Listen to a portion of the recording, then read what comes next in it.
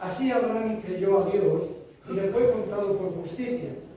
Sabed, por tanto, que los que son de fe, estos son hijos de Abraham. Y la Escritura, previendo que Dios había de justificar por la fe a los gentiles, dio de antemano la buena noticia a Abraham, diciendo: en ti serán benditas todas las naciones. De modo que los de la fe son bendecidos con el creyente Abraham. Amén. Quedemos un momento en nuestra cabeza y oramos. Señor, muchas gracias por tu obra.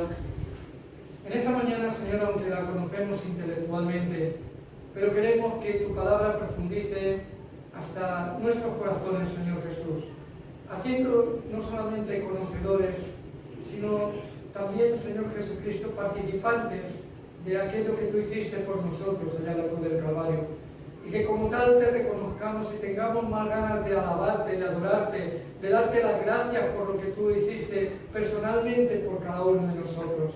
Señor, muchas gracias por tu grande y bendito amor. Abre nuestros corazones, Señor, como leemos en la palabra, en tu palabra, Señor, que abrías los corazones de las personas y que verdaderamente tú les hacías entender cuál era el sentido del sacrificio que hiciste por ellos en la cruz del Calvario. Señor, tócanos con tu Espíritu Santo en esta mañana y que tu nombre sea glorificado, Padre. Te lo pedimos en el nombre de Jesús, nuestro Amén. Señor y Dios. Amén. Amén, bueno, pues en estos pasajes continuamos, ¿verdad? Con lo que Pablo, el apóstol Pablo, está tratando, ¿verdad?, de hacerles entender a los Gálatas, ¿no? Tratando de hacerles evitar que caigan en una situación lastimera después de haber empezado buscando las preciosas promesas del Señor Jesús, que caigan sencillamente en una religiosidad, en una tradición, en una serie de obras que no les va a conducir a ninguna parte. Y por eso Pablo, ¿verdad?, yo veía en esta mañana, ¿no?, que está generando un debate. Hay un debate. ¿Cuál es el debate, el tema del debate? Pues es la salvación de las almas, tanto de los judíos como de los gentiles. Y todo viene motivado por el hecho de que, teniendo que pasar todos, ¿verdad?, todo ser humano, por el juicio ante el trono de Dios, está escrito allá precisamente en Hebreos 9, versículo 27, dice que por cuanto los hombres mueren una sola vez y después de esto, el juicio, dice la palabra de Dios. Entonces, esto es lo que motiva el debate. ¿En qué forma vamos a ser? ¿Quién va a ser justificado delante de un Dios 3 veces santo? ¿Y por qué motivo tiene Dios que justificar a esas personas? Y frente a este debate hay dos ramas, digamos, ¿no? Hay dos razones. Una es la que traen los judaizantes. Los judaizantes le dicen a los que no eran judíos, a los gentiles que se estaban convirtiendo en aquella época, pues por miles. Hermanos, recuerden que cuando el discurso de Pedro se convirtieron en 3.000, después a los pocos días se convirtieron en 5.000, eran tantos que dice que tuvieron que nombrar diáconos para atender, ¿verdad?, las necesidades de las viudas, de todo lo que habían dentro del pueblo de Dios. El cristianismo estaba creciendo a pasos agigantados por medio de la fe en Cristo Jesús. Dios había derramado sobre Cornelio, ¿verdad?, en casa de Cornelio, un gentil, alguien que no pertenecía a la raza judía, no pertenecía al pueblo judío, pero había derramado de su Espíritu Santo, del Espíritu Santo, y había justificado a aquel hombre, ¿verdad?, sin necesidad de ninguna obra, de ninguna religión, de ninguna tradición. Y sin embargo, ¿verdad?, los judaizantes decían: no, pero tenéis que hacer los judíos para después ser cristianos. Y en Hechos 15:1 encontramos, ¿verdad?, qué es lo que ellos decían: si no os circuncidáis según el rito de Moisés, no sois salvos. Esa era su teoría. Reconocemos, tal vez hemos oído, ¿verdad?, en estos días que llevamos leyendo el libro de Gálatas, que ellos tal vez, bueno, reconocían, y esto es lo peor, a veces cuando una mentira se disfraza de algo de verdad. Eso es muy peligroso. Y ellos decían: vale, podemos reconocer a Jesús, que ha sido alguien importante, un buen profeta, un buen maestro, reconocemos su obra ya, pero al fin y al cabo todo es una secta más dentro del judaísmo. Existen los saduceos, existen los fariseos, existen los esenios y existen también vosotros. podéis incluiros dentro de esto, el cristianismo. Pero es preciso que os circuncidéis para que participéis de las bendiciones y promesas de Abraham. En Hechos 15, versículo 24, dice que recomendaban que todos tenían que guardar toda la ley. Y sin embargo no era eso lo que los apóstoles habían dicho ni habían mandado, ¿verdad? Y por otro lado está Pablo, está la tesis de Pablo. Él responde, ¿verdad?, a quién va a ser, a esta pregunta de quién va a ser justificado ante un Dios santo delante del trono del justo juicio de Dios. Y Pablo le dice, es la fe, no son las obras, es la fe. Los verdaderos hijos de Abraham son aquellos que tienen fe, no los que guardan la ley. Tal vez ustedes recuerden a Juan el Bautista en el capítulo 3, versículo 9 de Mateo. Dice que grandes multitudes acudían al bautismo de Juan el Bautista. Y Juan el Bautista era un hombre que podía tener de todo, pero no tenía pelos en la lengua. Y cuando veía que aquellas personas hipócritas acudían allá, les decía, ¿quién os enseñó, generación de víboras, les llamaba? ¿Quién os enseñó a huir de la ira venidera? Haced obras dignas de arrepentimiento, ¿verdad? Y no penséis dentro de vuestros corazones decir, hijos de Abraham somos, porque Dios puede levantar hijos a Abraham de las piedras, decía Juan el Bautista. Y recuerden, si leemos en Juan, en el capítulo 8 del Evangelio de Juan, recuerden allá también la conversación que Jesús tuvo con los judíos, ¿verdad? Cuando les dijo, si el Hijo os libertare, seréis verdaderamente libres. Y ellos dijeron, somos hijos de Abraham, jamás hemos sido esclavos de nadie. Se falta la memoria, ¿no habían sido esclavos los hijos de Abraham allá en Egipto? ¿No habían sido esclavos los hijos de Abraham allá con Nabucodonosor? Pues claro que habían sido esclavos, pero Jesús les dijo, todo aquel que hace pecado, ese es esclavo del pecado. Sé que sois hijos de Abraham, le reconoce Jesús, pero verdaderamente si fueseis hijos de Abraham, haríais lo que él hizo. ¿Y qué es lo que hizo Abraham? Creyó, hemos leído en el pasaje, creyó Abraham a Dios y le fue contado por justicia. Y esto le hizo ser llamado amigo de Dios. Así pues, Pablo decía, no son nuestras obras las que nos justifican ante Dios, sino la fe en la persona de Jesús como el Hijo de Dios. ¿Recuerdan cuál fue la respuesta de Pedro cuando Jesús les preguntó, ¿quién dicen los hombres que soy yo? Y daban su respuesta, pero ¿y vosotros? Tú eres el Cristo, el Hijo del Dios viviente. Entonces, hermanos, no son nuestras obras las que nos justifican ante Dios, sino la fe en la persona de Jesús, como el Hijo de Dios, y en la obra de redención que hizo por y para nosotros allá en la cruz del Calvario. Así que este era el debate. Este era el debate, con las dos posiciones, la de los judaizantes y la de Pablo. Allá se decía que la justificación delante del justo juicio de Dios, del veces santo, es solamente por medio de la fe. Pero cuando iniciamos un debate lo podemos iniciar bajo dos ramas. Una, la rama emocional, ¿verdad? Y otra, la rama intelectual.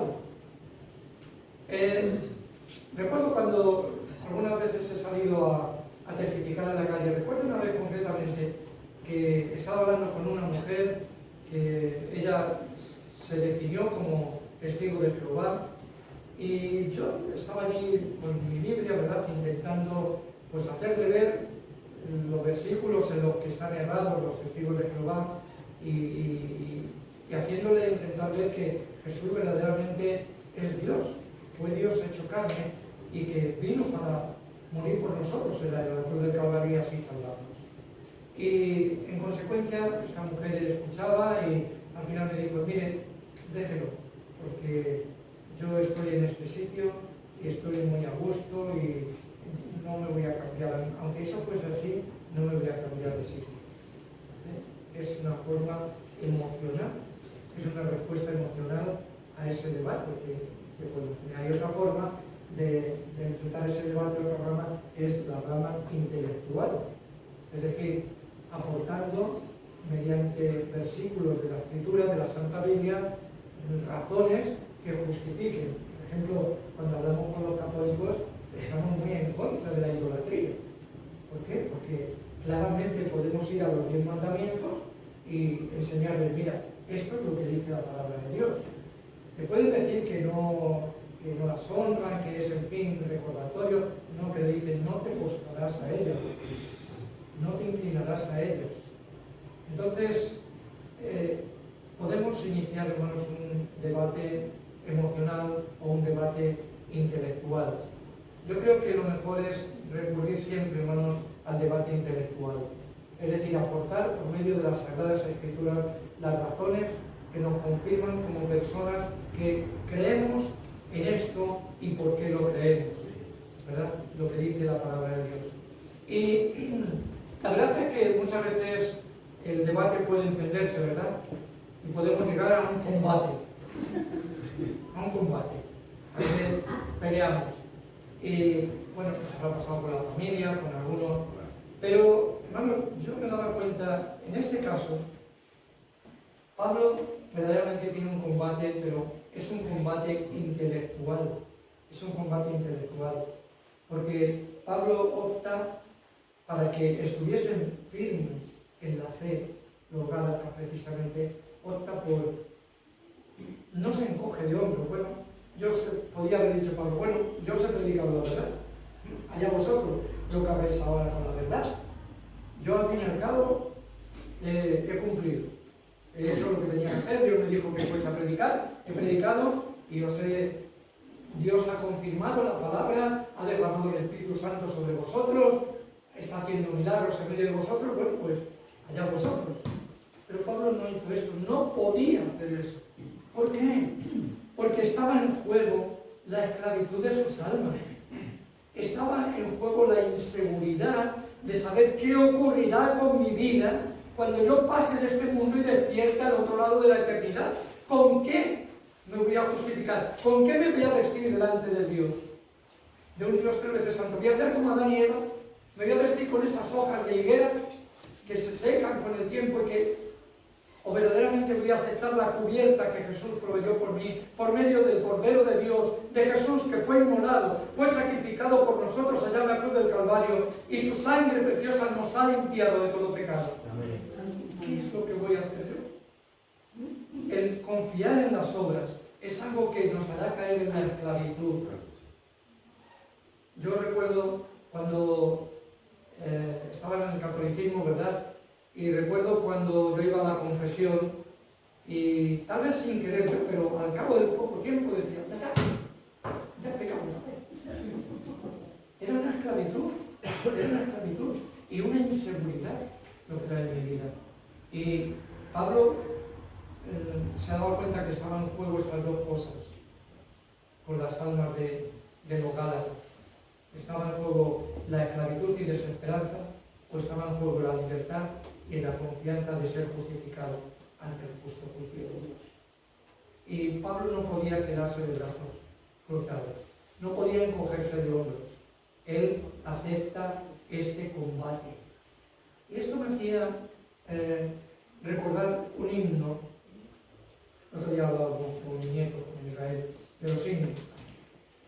Los himnarios rojos que teníamos nosotros, que le llamábamos así en la iglesia, y hablábamos de algunos himnos. Pero la generación nueva no lo conoce. Como yo no conozco muchas de las canciones nuevas que hoy en día, ¿verdad?, aún cristiana, pues la verdad estoy un poco desfasado. Pero me hizo recordar, esto del combate, me hizo recordar un himno que decía así: la lucha sigue, oh cristiano, y brazo a brazo lucharéis, en Jesucristo seguid confiando, por la fe en Él venceréis. La lucha sigue, oh cristiano, sed pues fieles y en Jesús confiad. Cantando me sale mejor, pero no se lo voy a cantar porque canto muy mal. Dice al final, y la victoria esperad. La victoria que ganó para nosotros el Señor Jesucristo. Así pues, hermanos, es importante, ¿verdad?, y Pablo sabía que verdaderamente estaba luchando, estaba manteniendo este combate intelectual, espiritual por ellos precisamente, para que estuviesen firmes en la fe. Una fe que les va a dar la salvación, una fe que les va a dar la justificación en ese día que delante del trono de Dios tengan que comparecer ante su justo juicio. Y si leemos los versículos 6 y 7, hermanos, nos damos cuenta que Pablo ha enfrentado desde dos puntos de vista este debate, este combate, si quieren llamarlo espiritual. De una forma experimental con los gálatas, porque les ha dicho anteriormente, Gálatas insensatos, ¿recibisteis el Espíritu por la fe o por las obras? ¿Cómo lo recibisteis? ¿Hicisteis muchas obras para recibir el Espíritu Santo en vuestras vidas? No habían hecho ninguna, efectivamente, ninguna habían hecho. Lo habían recibido al creer en la persona del Señor Jesucristo. Lo mismo que Cornelio. Mientras que Pedro estaba predicando, de repente dice que el Espíritu Santo, Dios dijo, basta ya de palabras. Pedro, ahora actúo yo. Y yo admito, hermanos, que anhelo esos días donde digo, Señor, ojalá que algún día me calles y que tú empieces a obrar un avivamiento, una persona, otra, el Espíritu Santo se mueva. Eso es algo glorioso, Dios hermano. Y no es por nuestras obras, es por la fe. Y le dice, y experimentalmente, vamos a ver, cuando habéis sufrido, se conoce que habían sufrido estos cristianos de Galacia, la persecución, hoy en día sigue la persecución a los cristianos, pero en aquel entonces la persecución era grande, ¿verdad? Y cuando habéis sido perseguidos, cuando habéis sufrido, ¿quién ha estado con vosotros? Yo no he estado, porque yo me he ido, decía Pablo, podría decir Pablo, ¿verdad? Pero hay alguien que sí ha permanecido con vosotros, y es el Señor Jesús, que ha prometido que iba a estar con nosotros todos los días hasta el fin del mundo. Aleluya. Aleluya al Señor. Así que, y los milagros y maravillas que se hacen en medio de vosotros, ¿cómo están funcionando? ¿Cómo experimentalmente? Vamos a ver, Gálatas, sed sensatos. ¿Quién está haciendo esos milagros? ¿Y por qué los está haciendo Dios? Porque son muy buenos, porque ya habéis alcanzado el nivel de perfección del 10. ¿Por eso está haciendo Dios milagros en medio de vosotros? No. Lo está haciendo por fe. Lo está haciendo por la gracia del Señor Jesucristo. Y Pablo es como recurre este debate, este combate. Y lo hace de esta forma experimental, pero también de una forma intelectual. Y lo vamos a ver, lo vemos aquí en estos versículos. ¿Por qué? Porque ahora Pablo va a recurrir a las Escrituras para que piensen, para que mediten qué es lo que están diciendo las Escrituras. Y llega a Abraham, de quien decían ellos, es que los judaizantes, recuerden, hemos dicho que les decían, si no os circuncidáis, las promesas de Abraham que Dios hizo a Abraham no son para vosotros. Y el apóstol Pablo, de una forma, verdad, intelectual, va a recurrir a las Escrituras, centrándose precisamente en este personaje de Abraham, para demostrar que Abraham obtuvo las promesas, fue llamado amigo de Dios, no por las obras de la ley. Y les hace notar, la ley fue dada 430 años después de la vida de Abraham. Así que no existía la ley. Luego Abraham no pudo recibir las promesas por la ley, por las obras, porque faltaban 430 años todavía para que la ley fuese promulgada por medio del ministerio. Ni por la circuncisión, de la que tanto vosotros habláis, judaizantes, de que tienen que circuncidarse los gentiles para que reciban las promesas de Dios. Pues cuando Abraham recibió las promesas de Dios, no fue ni por la ley, ni por estar circuncidado. Porque la circuncisión, si ustedes lo quieren buscar en la Biblia, se encuentra en el Génesis capítulo 17, versículo 10, mientras que la promesa está hecha anteriormente, en el libro de Génesis, en el capítulo 15, precisamente. Entonces, Pablo, ¿qué les está diciendo a los Gálatas? No os dejéis engañar por lo que se están diciendo de Abraham. porque no es verdad, están tergiversando la Escritura y la realidad de las cosas. Abraham fue justificado delante de Dios, y así está escrito en el libro de Génesis, y fue llamado amigo de Dios precisamente ¿por qué motivo? Ni por las obras de la ley, ni por la circuncisión, sino solamente por la fe que tuvo. Y es interesante, yo últimamente, en estos días, preparando la palabra, leía todo esto, me daba cuenta que detrás de las letras hay algo más, hermanos. ¿Ustedes recuerdan cuando la promesa de Dios a Abraham de un hijo?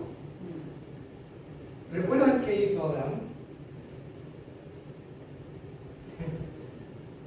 Lo que yo he hecho ahora, se rió y dijo a Dios, un hombre viejo como yo, a mi edad voy a tener un hijo.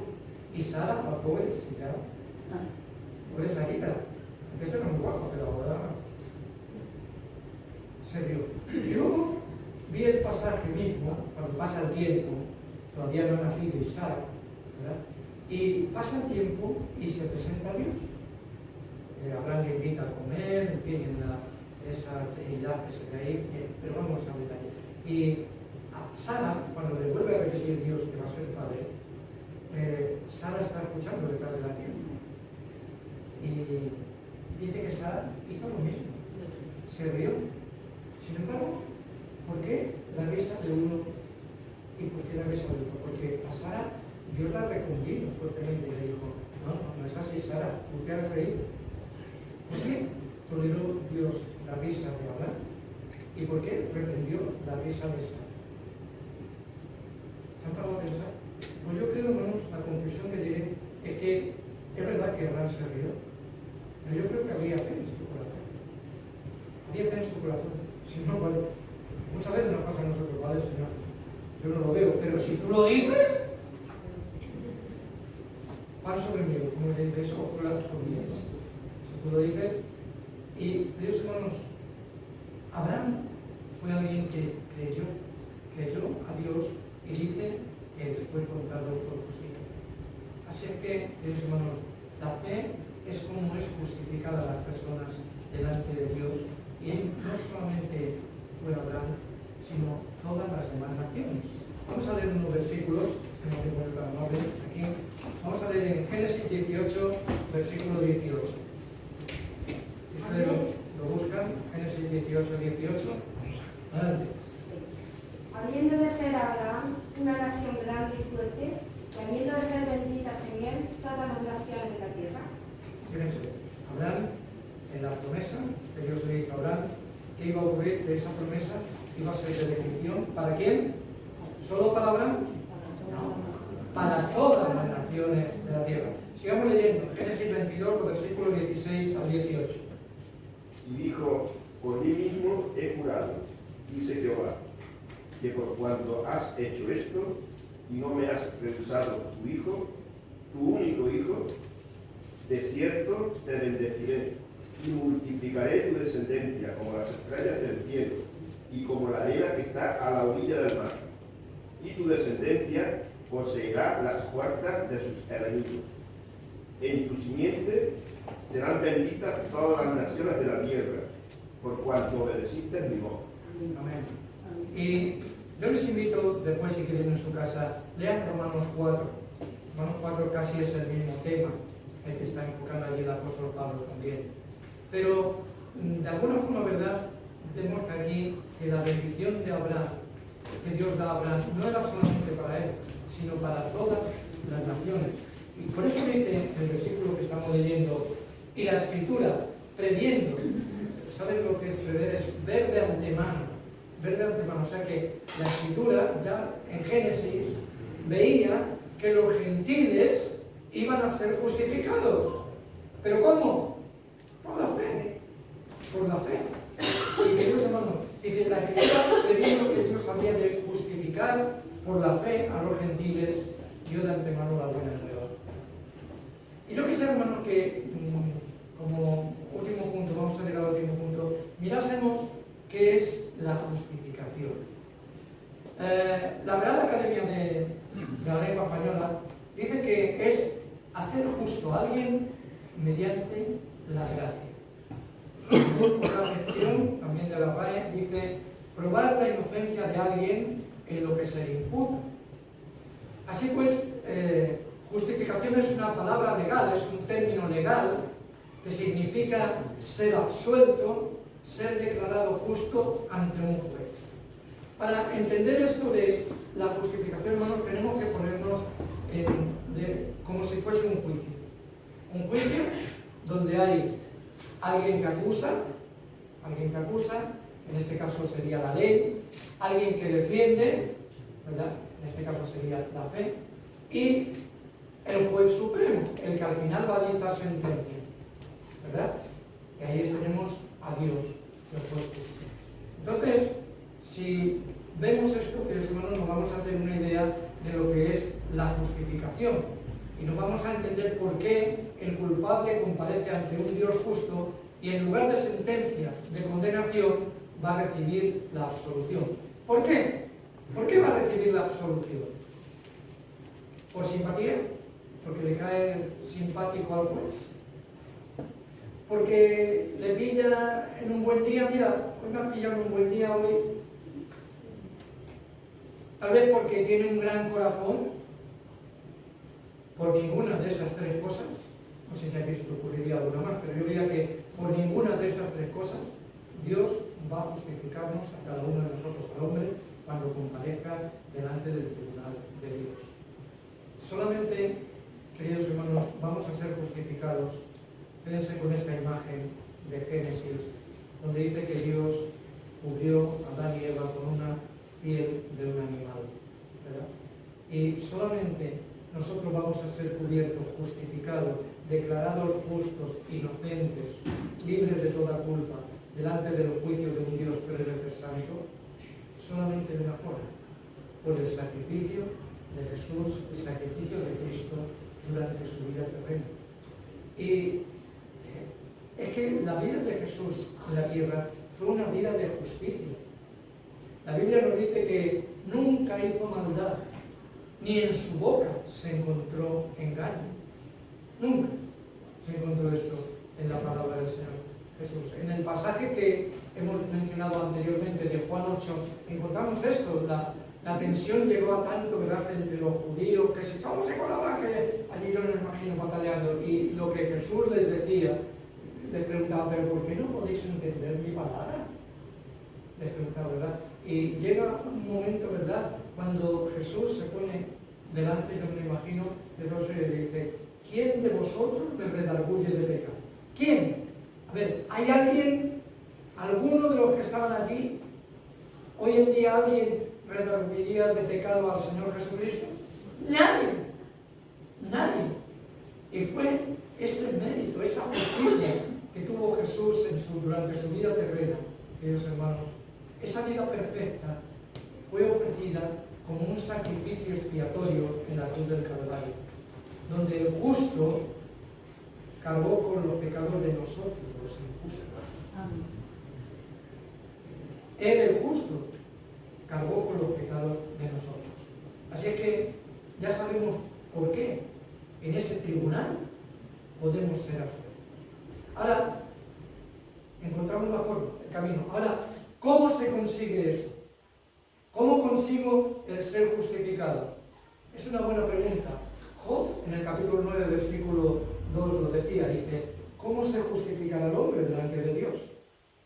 Es la pregunta que hizo el carcelero de Filipos cuando allá se precipitó, ¿verdad?, delante de Pablo y de Silas en la cárcel y les dijo, señores, ¿qué he de hacer para ser salvo?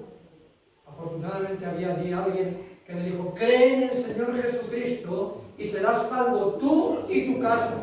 Hechos 16:31. ¿Cuántas veces te has agarrado ese versículo? ¿Te estás agarrando todavía? A ver, levanta la mano. Sí, ¿verdad? Nuestra casa nos importa, nuestros hijos nos importan. Y, hermano, fíjense, el carcelero de Filipos era alguien que allá había habido un terremoto. Y claro, para hacer esta pregunta que de hacerse algo, él se veía, un terremoto, y esto puede seguir, o puede haber una réplica, y si hay un terremoto tan fuerte que se han abierto las puertas de la cárcel, ¿quién dice que la cárcel no cae sobre encima sobre mí y me mata? Y estoy ante la presencia de Dios. O, por el contrario, ¿verdad? Se encontraba lo siguiente: si los presos habían fugado, él ya tenía su sentencia. Por eso Pablo le dijo: todos estamos aquí, no te hagas ningún mal. Porque si alguno se hubiese escapado, él respondía con su vida. Así pues, estaba en un dilema, ¿no? Muerte o muerte. Yo digo, ¿cuántas veces nosotros somos tan inconscientes? Pensamos que la vida nos sonríe, que tenemos la vida por delante, que no pasa nada.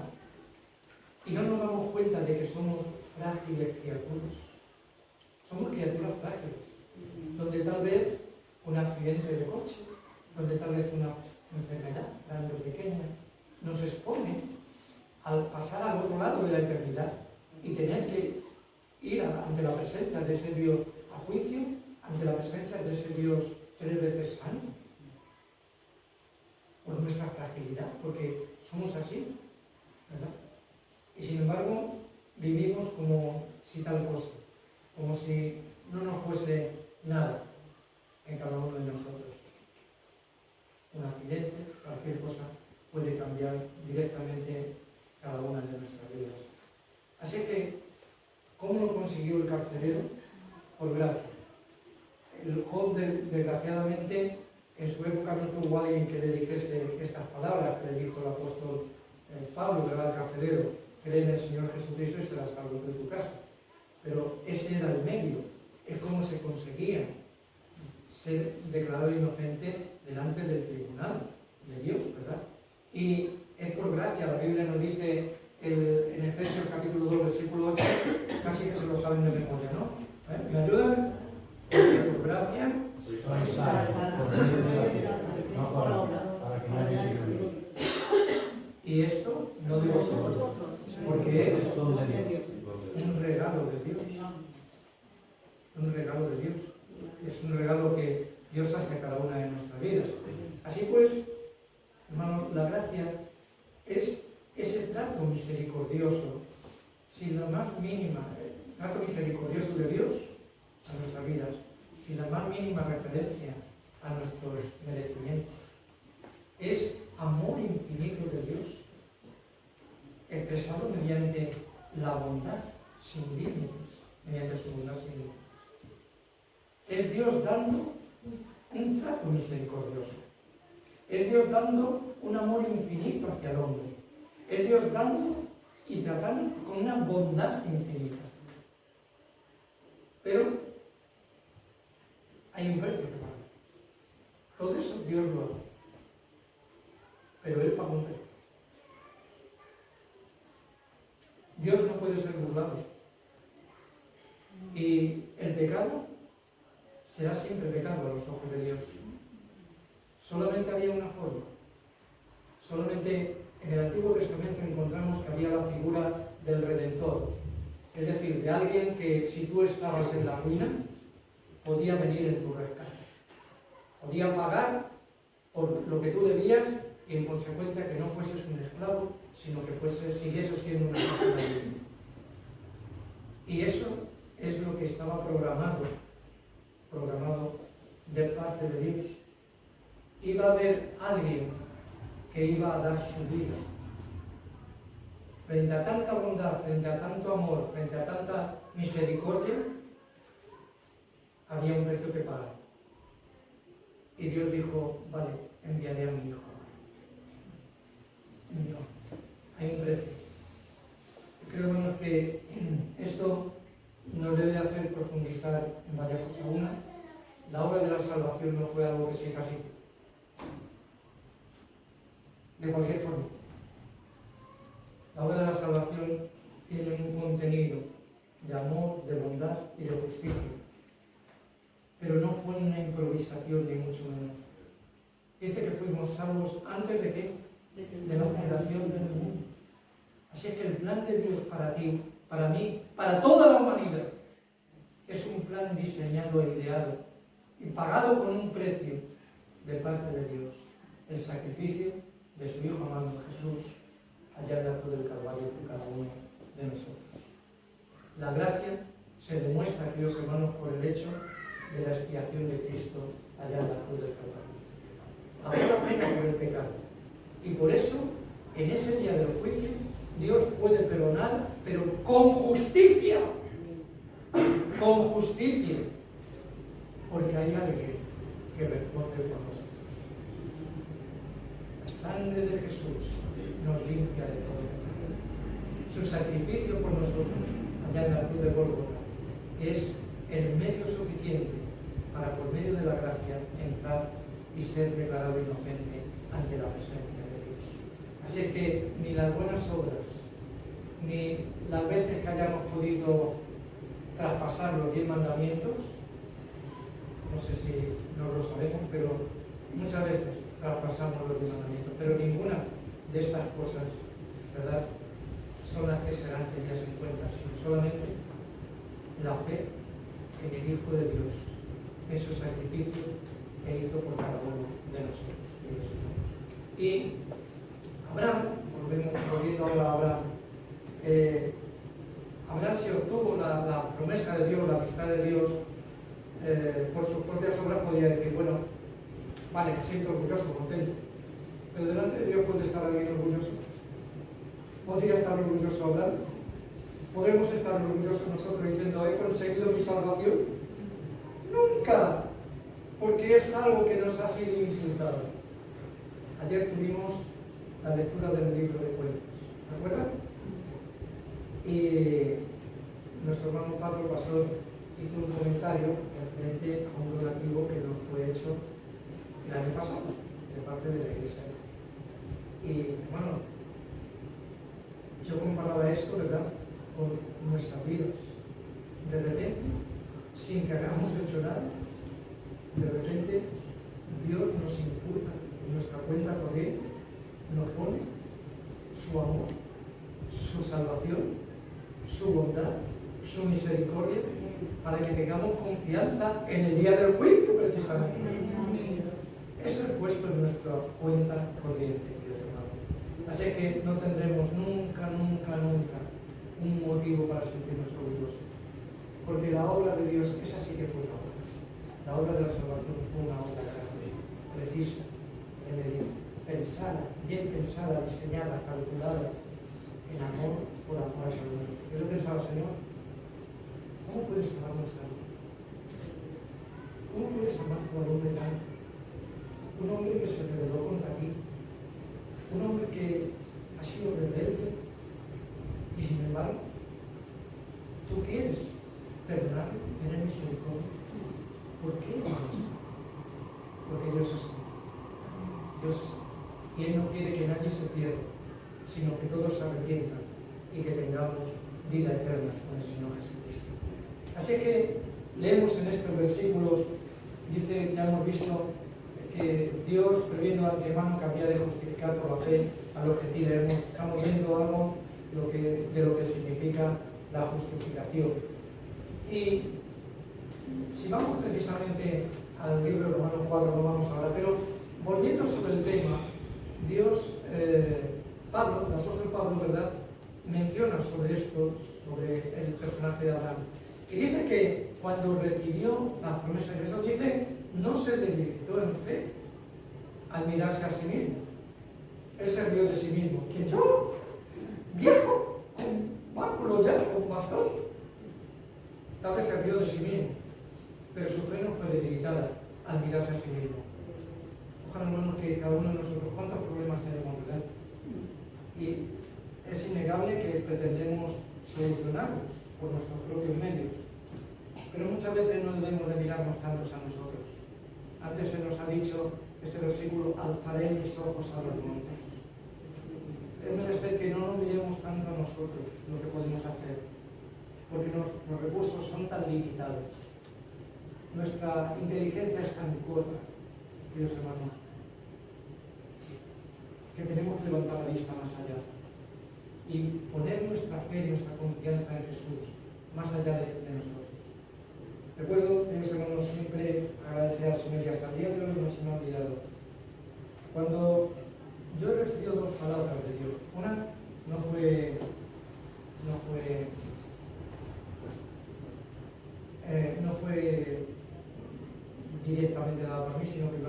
bautismo, alguien me dijo, dice, he tenido una palabra de Dios de que tendrías muchas pruebas y muchas luchas, pero que al final serías un hombre de Dios.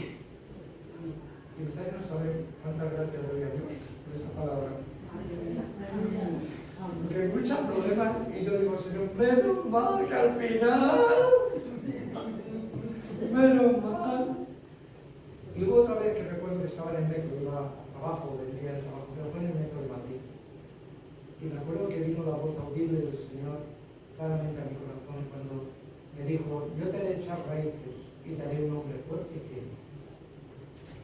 Pues bien, ¿y soy fuerte? Y firme me tambaleo muchas veces. Así es que si me considero a mí mismo, soy un fracaso. Pero debemos de mirar al que prometió. Amén. Debemos de mirar, a alzar nuestros ojos a los cielos. Y Abraham fue así. Abraham dice que no se debilitó en la fe. Su fe no menguó, no se disminuyó, ¿verdad? Precisamente por considerarse a sí mismo, de que era viejo, de que le había pasado la edad, muchas cosas. Pero miró a Dios. Y si Dios lo había dicho de que iba a tener un hijo, pasarían 25, 30, 40 años, pasaron mucho, pero al final Dios le daría ese hijo. Y Dios le dio a Isaac. Amén. Nació el hijo de la promesa. Y ellos, hermanos, dice que no fue incrédulo, Abraham no fue incrédulo a la promesa de Dios. Hermanos, creamos lo que Dios tiene para cada uno de nosotros. Creamos las promesas que están escritas en la Biblia, en la palabra de Dios. No seamos incrédulos. Aquí hay muchas promesas, queridos hermanos. Esta promesa que hemos considerado en esta mañana, ¿verdad?, de Isaías, dice, pero los que esperan al Señor, los que esperan al Señor caminarán y no se cansarán, volarán como alas de águila, con alas como de águila. No nos debilitemos, no seamos incrédulos a la promesa de Dios. Y dice que Abraham se fortaleció en fe, ¿cómo? Dando gloria a Dios. ¡Aleluya! Alabando a Dios, glorificando el nombre del Señor Jesús. Hermanos, fortalezcamos nuestra fe. El tema de este trimestre o cuatrimestre es firmes en la fe para nosotros como iglesia, ¿verdad? Hermanos, consideremos el ejemplo de Abraham. Consideremos no debilitarnos en la fe, no ser incrédulos a la promesa de Dios. Consideremos fortalecernos en esa fe que una vez Dios ha dado a los hombres. Nuestra fe, queridos hermanos, es contada por justicia cuando creemos que Dios levantó a Jesús de entre los muertos, quien había sido entregado por vuestras transgresiones. Amén. Los de Jesús. Que si confesares con tu boca que Jesús es el Señor y creyeres que Dios lo resucitó de los muertos, serás salvo. Aleluya, gloria al Señor. Serás salvo. Así que, hermanos, hasta ahí quisiera terminar, ¿verdad?, con una anécdota. Una anécdota que leí en el libro de anécdotas. Y se trataba de un hombre que había recibido, bueno, pues una herencia cuantiosa. Y bueno, y salió contento, ¿verdad? Salió por la calle. De esos días que iba por la calle, vio a un mendigo. Y su corazón fue conmovido. Dios conmovió su corazón y empezó a hablar con él. Y total que le dijo, le enseñó un cheque y se lo dio. Toma, pásate por el banco y todo eso. Sin problema. El mendigo lo guardó en su bolsillo. Pero al cabo del tiempo se volvió a encontrar con el mismo mendigo. Y le dijo, ¿por qué estás aquí todavía? ¿No te di yo un cheque para que lo hicieses efectivo y te sacase de tu situación lastimera? Dice, sí. Y fui al banco. Pero resulta que vi allí a la gente también vestida y yo con mis harapos y que la verdad no me atreví a entrar allí porque le dijo, no, dice, cuando tú llegases con ese cheque a la ventanilla, no te iban a mirar a ti, solamente iban a mirar la firma de quien llevaba el cargo. Hermanos, iguales con cada una de nuestras vidas. No nos van a mirar a nosotros, van a mirar la firma. Y la firma es la que Jesús hizo con nosotros allá en la cruz del Calvario. Así que recordemos, queridos hermanos, hay un combate, hay una lucha espiritual. Sigue orando por tus hijos, por tus nietos, por tus familiares. Sigue hablando del gran amor de Jesús al venir a salvarnos a cada uno de nosotros. Afírmate lo que dice la palabra de Dios, 1 Corintios 6:11. Ya has sido lavado, has sido santificado, has sido justificado en el nombre del Señor Jesucristo y por el Espíritu de Dios que lo ha hecho en tu vida. Afírmate en esto. Que Dios nos ayude a que nos afirmemos en esta verdad. Sé fuerte y firme en la fe. Abraham no se debilitó en la fe. Cree en las promesas de Dios y da gloria a Dios. Da gloria a Dios porque eso va a fortalecer. Amén. Amén. Gloria a Jesús. Nos ponemos en un momento y oramos. Una misma visión para un nuevo siglo, una generación que levanta a Cristo y se une en oración, clamando por España. Nuestras posesiones, nuestros corazones pertenecen al Señor de señores, no importa el precio, salva nuestra España. Las barcas y las redes listas son.